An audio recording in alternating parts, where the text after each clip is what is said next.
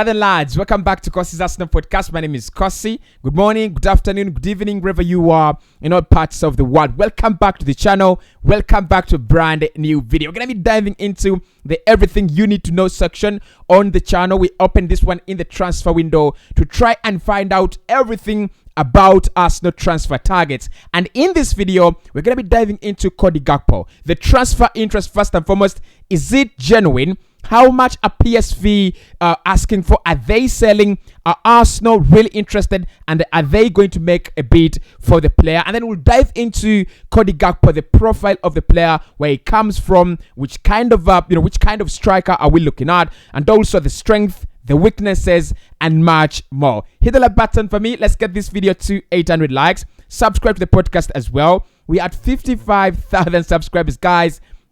Let's pause a bit. I'm really happy. I'm really grateful for you guys. You cannot believe how happy I am. So thank you so much, guys, for getting us to 55,000 subscribers. And I pray that we get this one to even 1 million subscribers, because it is the best Arsenal podcast in Africa. Now, Cody GAKPO has been reportedly one of the very exciting prospects that Arsenal are looking at to bring in that forward on that forward line. Can both play as a right winger, left winger, and as a striker. But to start off with a big question: is there genuine interest in Cody GAKPO? Now, according to the Telegraph, there is genuine interest from Arsenal in Cody GAKPO, and the Telegraph claimed that Arsenal have talked to the entourage or the representatives of Cody GAKPO since March, and they've told them that they will be making a concrete offer for the player. They do have concrete interest in Cody GAKPO. They want him to come in as a replacement of Nicola Pepe, but also someone who can be a backup to Bukayo Saka, a backup to Gabriel Martinelli, and probably a backup to Gabriel Jesus. Like I said, he's one player that is very, very okay to play in any of the positions on the forward line, right, left, and center. So there is concrete interest in the player from Arsenal. According to the Telegraph, we've been interested in Cody GAKPO since March. That is according to Fabrizio Romano.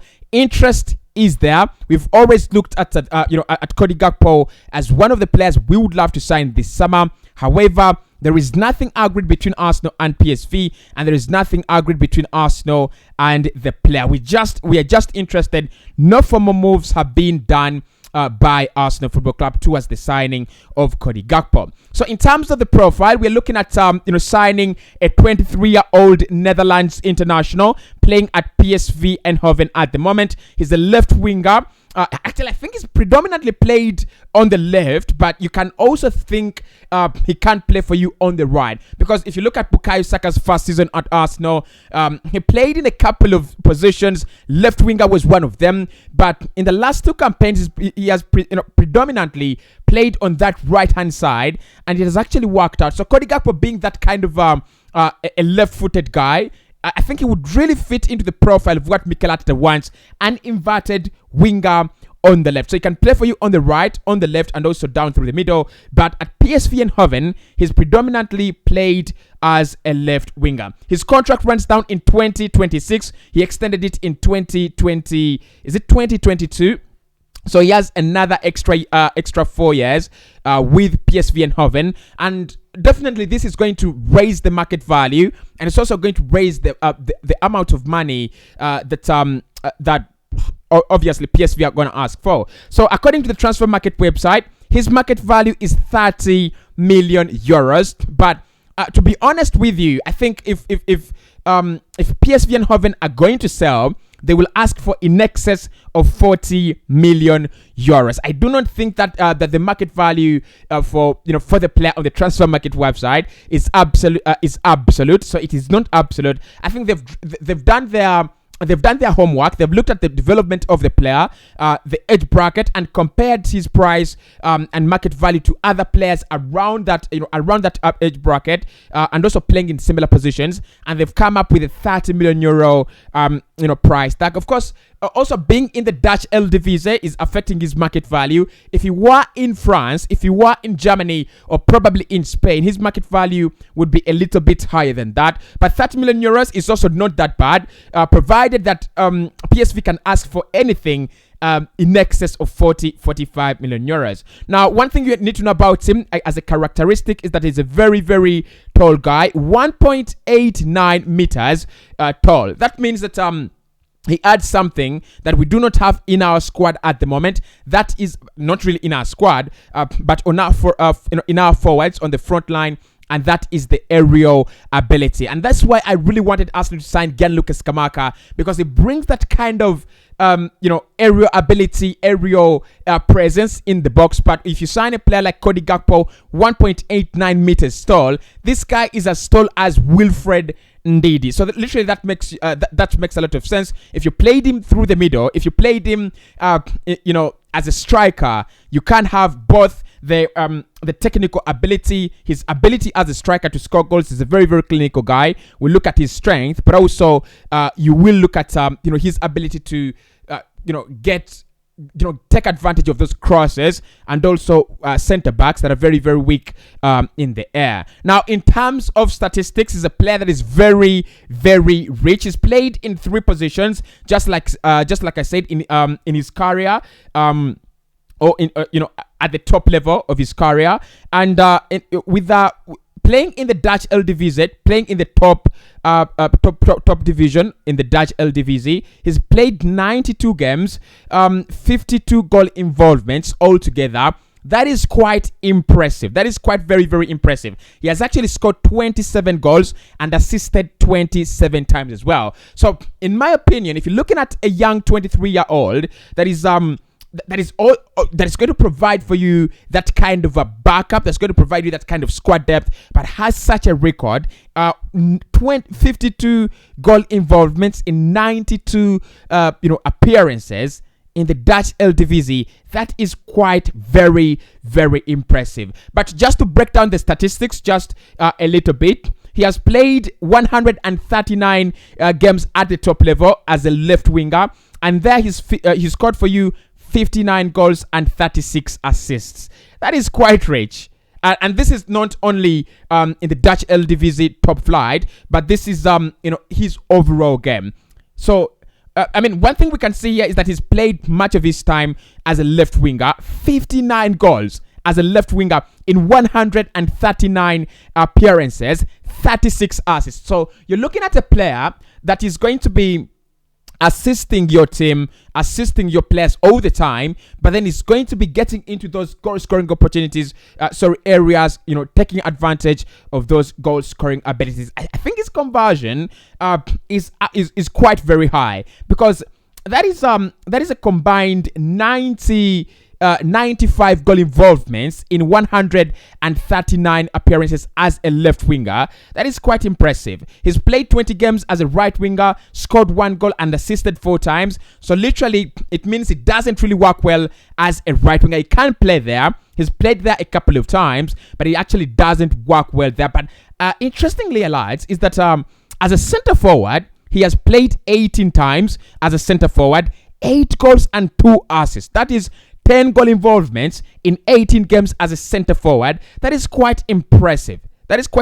So that means he is reliable as a center forward, and he is also very, very reliable as a left winger. So I think you can play him in those 2 positions. So if you look at some of the statistics that he has actually recorded for PSV in the Dutch Eredivisie, 2018-2019, he played 16 games, scored 1 goal and assisted 5 times. 2019-2020, 25 games, 7 goals and 6 assists. 2020-2021, played a little bit of less minutes, 23 games, 7 goals and 3 assists. And last campaign, when he was absolutely flying for them, 27 games, 12 goals and 13 assists. So that means last campaign he actually got involved in 25 goals in 27 appearances. That is huge. 27 appearances, 25 goals. We are talking about a player who is not a striker. I think that is absolutely incredible out of him. So if we look at the key strength of Cody Gakpo, one of them is dribbling. He's a very very good dribbler. He's a player that does well when the ball is placed at his feet. He's gonna run miles and miles and miles with the ball. And I think his dribble success rate is also very, very high. Assisting and playmaking is one of the other things we've looked at as a strength. And I think you can see it there. Playing as a left winger, he has assisted 36 times, and also playing, the overall minutes he's played for PSV in the Dutch Eredivisie, he has assisted 27 times and scored 27 times as well. So in terms of assisting, in terms of creating chances, we would be very, very well sorted when we bring in Cody Gakpo. I think that one of the problems I've seen with Chelsea, by the way, last campaign was having very many quality players, but assisting and playmaking has been a problem. So Cody Gakpo coming into Arsenal would actually bring in that. The other thing I thought I looked at in terms of strength is aerial ability. You're talking about a guy who is almost 1.9 meters tall. Very, very tall. Probably not that kind of gigantic because it's quite slim. And probably the physique would be one of the weaknesses that I will look at. But he's very, very tall, and his aerial ability could actually benefit Arsenal at some point in time. He's a speed merchant as well. So in terms of playing on the break, at times we know that Mikel Arteta wants to set up that kind of middle block, not really very, very low block, but at times we also set up in a low block when we allow teams to be happy on the ball, and we're just happy to sit back, wait and get the ball and then run onto the break. Cody Gakpo would be another beautiful player. We've heard Mikel Arteta speak about versatility. That is another thing that he's very, very good at. Like we've seen his statistics. He's doing well as a center forward. He's also doing very well as a left winger. And I think the versatility part of it would allow Bukayo Saka to get some rest, and will also allow Gabriel Jesus to get some rest, because if you played him as a center forward, that means Gabriel Jesus you can rotate him with Gabriel Jesus. You can rotate him with Gabriel Martinelli as well. But then you would rotate him with Gabriel Jesus to allow Saka rest. So Saka, we very much know that Gabriel Jesus can play for you as a right winger. So if Gabriel Jesus drops the right wing, and then Cody Gakpo drops down to the middle as a striker, then Bukayo Saka can actually get some time to rest. I think that is where it would be working very well in our favor. He's also a very, very clinical guy. If you look at the number of goals he's actually providing, and FB Ref have actually done it very well. He's not one of those forwards that are actually underscoring their XG. He's really doing well in terms of finishing off their chances and his chances, and he actually gets into those goal scoring areas and is doing very, very well. And I think the other thing that I love about him is the individual brilliance. Just like Rafinha, he's one of those players that can do well without the team doing well, and I think we need that. We absolutely need that. I still remember the Burnley game at the beginning of the year, when Arsenal needed that kind of individual brilliance from players like Nicola Pepe, and it is not there. And I think Saka, however much is a very important and key player at Arsenal, Saka doesn't possess the individual brilliance that players like Cody Gakpo would actually possess at Arsenal Football Club. Now, will PSV sell? I think they will if a fee comes in the region of around 45 million euros. They will be actually happy to sell. Is he worth it? Is another question that I put down here.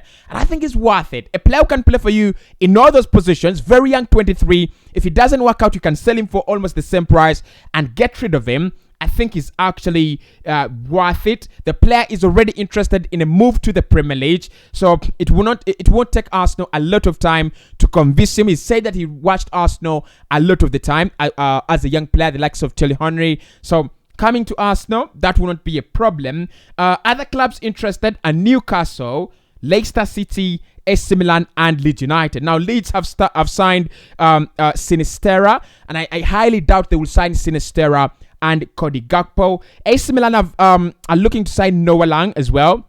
They're also looking at bringing in CDK, that is Charles De Caletere. They're trying to get that deal done. Leicester City are looking at Nicola Pepe, but instead of signing Nicola Pepe on loan, I think they will try to sign Cody Gakpo. And Newcastle, after missing out on Moussa Diaby and Lucas Paqueta, they will look to sign him as well. So at the moment, that is all we know about the transfer and the player. But more of the videos, if anything develops, will be coming your way. See you soon.